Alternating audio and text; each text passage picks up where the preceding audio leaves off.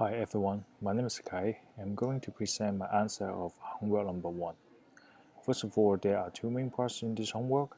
First part is the code implementation and the second part is the application based on the code implement in the first part.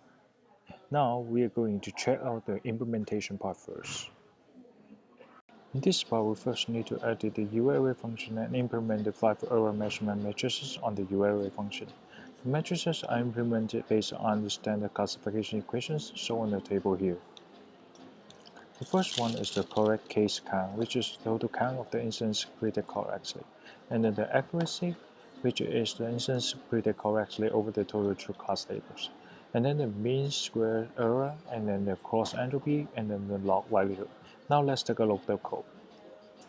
This is the evaluate functions, which takes in the entire set of test data and fits into the feed-forward functions one by one.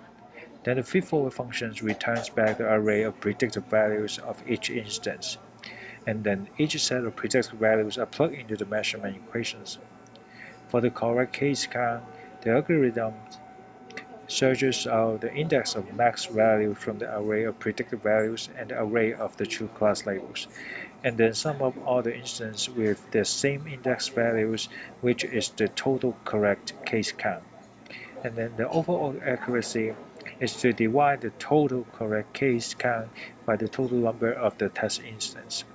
For the MSE, cross entropies, and the log likelihood, the algorithm passes in the entire array of predicted values to the measurement equations and divided by the total number of the instances to get the average values.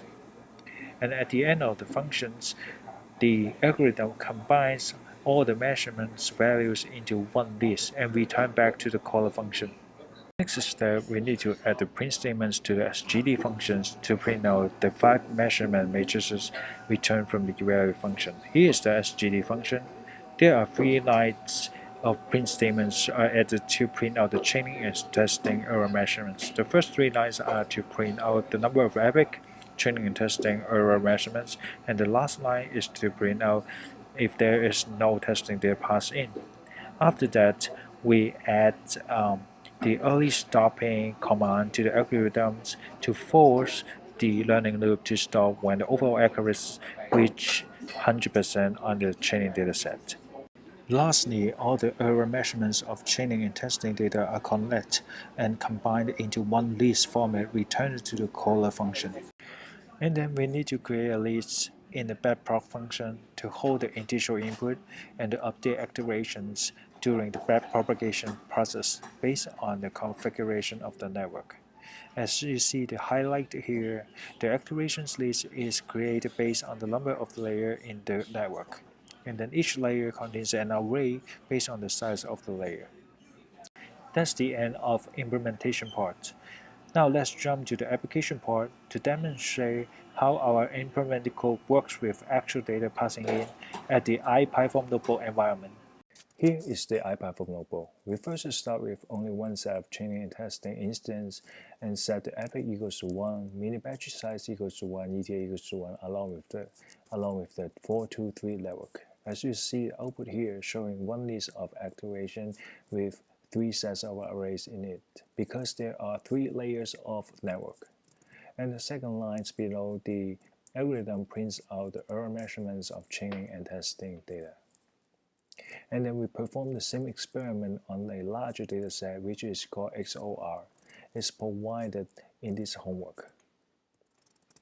The parameters are set with epoch equals to 30, mini batch size equals to 1, and the ETA equals to 2.2, along with the 242 level configuration. In this test, the print error function is turned off, and the output is showing the error measurement in list format. The first column shows the correct case count, second shows the accuracy, the third shows the MSE, and the fourth shows the cross entropies. The last column shows the log likelihood. The very last line with empty cells because there is no testing samples passing into the function. In the very last experiment, we're going to examine on the iris dataset with 2 distinct sets of parameters in order to see how the outputs react based on different pass-in parameters. As you see here, the outputs are significantly different between the 2 trials. Although they both hit 100% accuracy, the ones with less ETA, mini batch size, and less neurons takes longer time with more epochs. The other one with larger ETA, mini batch size, and neurons takes shorter time with less epochs. So that's it for the presentation. Thank you for watching.